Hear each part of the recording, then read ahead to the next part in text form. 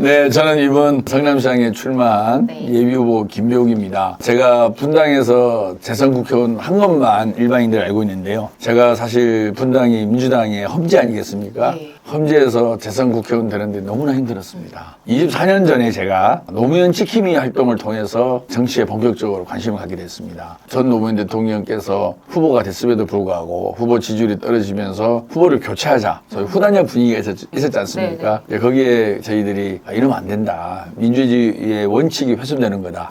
그래서 저희 분당에서도 노무현 대통령을 지키자. 후보를 지키자. 그런 움직임이 있었어요. 그래서 이제 개혁당이라고 유시민 작가가 대표로 개혁당을 만들어서 노무현 후보를 지키는 그런 활동을 통해서 이제 처음에 정치를 시작했는데 지금 24년이 지났습니다. 그 이후로 제가 출마에 대한 생각을 하면서 지역 주민들 만나고 이럴 때 주민들이 민주당 명함만 주면 침도 뱉고 제 번호 앞에서 찢어버리기도 하고 빨갱이라 하기도 하고 그 정도로 우리 분당에서 민주당이 민자도 꺼내지 못하는 분위기였어요. 정말 격세지감이죠. 그곳에서 제가 재선 국회의원을 하고 다행히 운 좋게 3선 떨어졌음에도 불구하고 이재명 대통령이 불러주셔서 국정기획위원으로도 활동하고 청와대 정무비서관 하면서 안목도 넓힐 수 있는 좋은 기회를 갖게 되었습니다. 이 모든 경험을 잘 살려서 정말 대통령을 배출한 성남시의 품격과 자부심에 어울리는 그런 새로운 성남을 만들고 싶어서 이번에 출마하게 됐다는 말씀을 드리고요. 우리 성남이 대한민국의 경제 성장을 리드하고 또 미래 먹거리를 가장 먼저 잘 준비하는 그런 성남을 만들기 위해서 성남 시민들을 모시고 심부름 열심히 잘 하도록 하겠습니다. 아무래도 성남에 있어서 가장 큰 최우선 과제는 첫 번째는 아마 재개발, 재건축, 두 번째는 교통 인프라 확충이 아닐까 싶습니다. 우리가 지향하는 미래의 도시에 대한 고민은 별도로 하고 현재 왜냐면은 우리가 성남이 이제 원도심이 있거든요. 원도심은 역사가 한 5, 60년 됐습니다. 청계촌, 판자촌을 철거해서 그 사람들이 우리 성남으로 이주해 와서 만들어진 도시가 우리 성남 원도심입니다. 그러다 보니까 주거 환경이 너무나 열악해요. 거의 골목길이 차도 못 들어갈 정도로 좁고 경사도가 아주 심합니다. 그리고 오수관하고 우수관이 분리가 안 돼 있고 또 악취도 많이 나고 그래서 반드시 주거 환경을 개선해야 됩니다. 그렇지만 경제성이 잘 안 나와요. 좁은 땅에 많은 세대가 살고 있다 보니까 경제성이 좀 잘 안 나와서 그리고 또한 어느 지역은 또 고도자리에 묶여 있습니다. 서울공항을 이착륙하는 비행기로 인해서 고도자리에 묶여 있습니다. 그래서 이런 부분을 시 행정력을 동원해서 어떻게 하면 빠른 시일 내에 주거 환경을 개선시켜 줄 수 있을까 그 행정력을 총동원해야 된다 생각하고요. 또한 분당도 신도시가 생긴 지 30년이 됐어요. 그래서 재건축을 안 할 수가 없습니다. 점점 노후화가 돼가고 있고 또 제가 국회에서 소위 분당 신도시 특별법을 통과시킨 장본인으로서 또 분당 재건축을 시속하고 주민들의 바람에 맞게끔 재건축을 해나가야 되는 그런 문제가 있고요. 또 성남 자체 인구는 늘지가 않고 조금씩 줄고 있어요. 오히려 재건축 재개발로 인해서 이주를 하기 때문에 우리 성남 자체 인구는 줄고 있는데 우리 주변에 용인하고 광주 인구가 많이 늘었습니다. 그분들이 주로 성남 판교를 통해서 서울을 다녀요. 그래서 그 외곽 도시의 성장으로 인한 피해가 고스란히 우리 성남 분당에 영향을 미치고 있습니다. 그래서 그리고 아까 말씀드린 대로 재개발, 재건축이 이루어졌을 때의 인구 증가까지도 저희가 감안을 해서 교통망을 획기적으로 바꿀 필요성이 현재 우리에게 있는 거죠. 출퇴근 시간이 굉장히 러시아워가 심하다고 들었어요. 필요한 문제인 것 같아요. 옛날에는 신분당선을 타고 앉아서 서울을 출근했는데 지금 신분당선도 저 서울까지 연장돼 있지 않습니까? 그렇죠. 그냥 밑에서 타고 올라오는 거예요. 출퇴근 앉을 수도 없겠네요. 앉을 수가 없어요. 교통 문제는 진짜 빨리 해결돼야 될 과제인 것 같아요. 그렇죠. 그러니까 모든 교통의 대부분이 성남 분당에서 출발을 못하고 밑에서 올라오는 차들이 많고 그래서 성남 분당에서 출발하는 광역버스가 또 상대적으로 인기가 있는 노선이 있고 막 그렇게 돼 있죠. 그래서 우리 성남 분당 주민들의 교통복지를 위해서 성남시가 많은 힘을 쏟아야 됩니다. 방금 말씀 잘해 주셨는데요. 아무래도 성남 그러면 이재명 대통령을 배출한 도시고 그렇죠. 저 또한 이재명 대통령의 6번 선거를 함께 치렀습니다. 아, 6번이나. 성남시장 선거 2번, 경기도지사 1번, 예. 대선 3번, 총선거 선거를 모두 함께 같이 했거든요. 네네. 첫 번째 성남시장 선거는 제가 또 선대위원장까지도 맡아서 네. 했고요. 그랬을 때에 과연 어떻게 하면 이재명 전 시장이 이루어놓은 성남 성공 시대를 상징적으로 김병욱이가 더 업그레이드해서 잘할 수 있습니다라고 시민들에게 알릴 수 있을까라고 고민 안 할 수가 없는 거죠. 예. 제가 100마디 말보다 한마디 상징성으로 뭘 보여주고 싶은 생각이 들더라고요. 그랬을 때 마침 이 건물에 사무실이 비었다라는 또 소식을 운명적이네요. 운명이에요. 누군가가 저에게 줬어요. 네, 그래서 네. 제가 바로 이거다. 그래서 정말 힘들게 네. 사무실을 구했는데 그 힘들게의 이유는 우리 관리 사무소장이 장애물이 된 거예요. 뭐냐면은 왜요? 여기 사무실을 쓴 사람들은 무조건 당선돼야 된다. 아. 당신 당선될 수 있냐? 자신이 있냐? 라는 것을 계속 우리 저희 직원들에게 물었습니다. 네. 그래서 저희가 그걸 잘 설명해서 반드시 자신 있다. 성남시장으로 당선이 됩니다. 라고 설득을 시켜서 네네. 힘들게 입주를 했는데요. 어찌됐든 우리 이재명 대통령이 이뤄놓은 네. 성남의 업적을 잘 개성하고 좀 더 승화시킨 그런 좋은 정책으로 성남시를 이끌어 보겠다라는 저의 다짐의 상징성이 이 건물 입주로 드러났다라고 이해해 주시면 감사하겠습니다.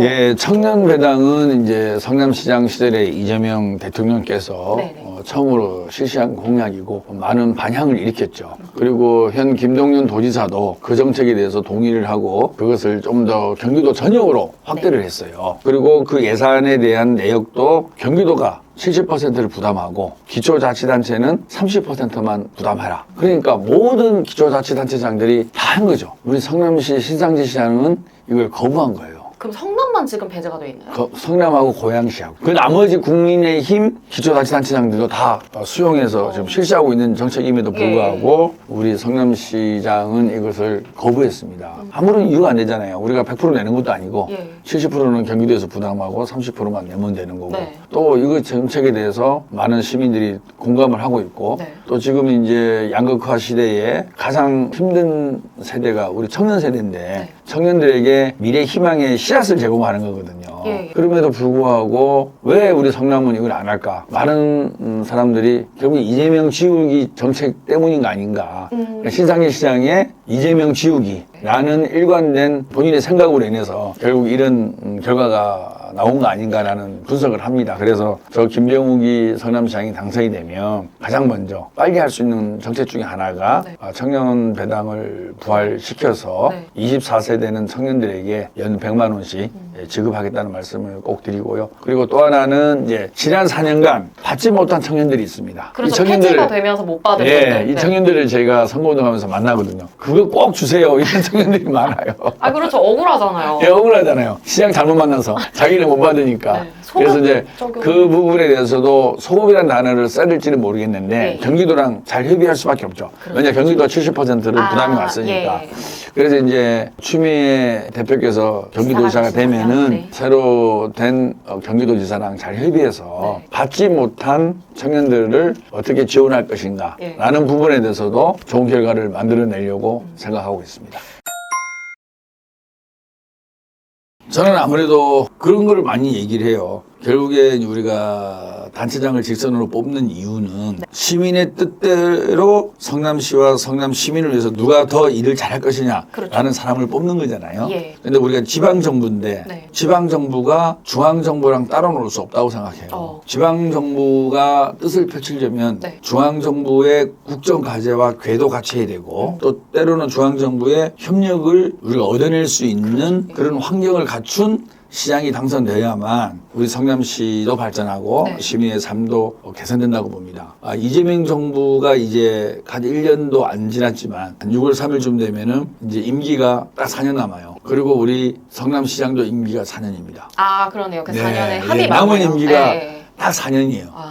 이런 경우도 뭐 쉽지 않을 것 그렇죠, 같은데. 맞네요. 그래서 제가 성남 시민들에게 이 남은 4년이 성남시의 골든 타임이다 라는 얘기를 많이 해요. 네. 그래서 남은 4년 동안에 정말 우리가 대한민국에서 미래 성장 동력, 미래 먹거리 산업을 제대로 만들어낼 수 있는 메카 역할을 해야 되고, 또 우리 성남 시민도 복지라든지 교통이라든지 문화라든지 체육 이런 면에서 정말 1등 시민으로서의 대우를 받을 수 있는 네. 그런 성남시장을 만들어야 되는 거 아니냐라고 많이 설득을 하고 있고, 그런 측면에서 현 신상시 시장보다는 그래도 김병욱이가 좀 더 낫지 않겠냐, 네. 그런 말씀을 드리고요. 그리고 또 하나는 신상시 시장에 제가 좀 지적을 하고 싶은 것은 예. 성남시 발전을 위한 큰 그림을 좀 못 그린 거 아니냐. 성남시의 예산으로 주민들의 민원 해결에는 나름대로 열심히 한 모습이 보이는데, 그것은 예산을 갖고 있으면 할 수 있는 부분이잖아요. 네. 결국에 시장의 역할은 좀 더 큰 그림,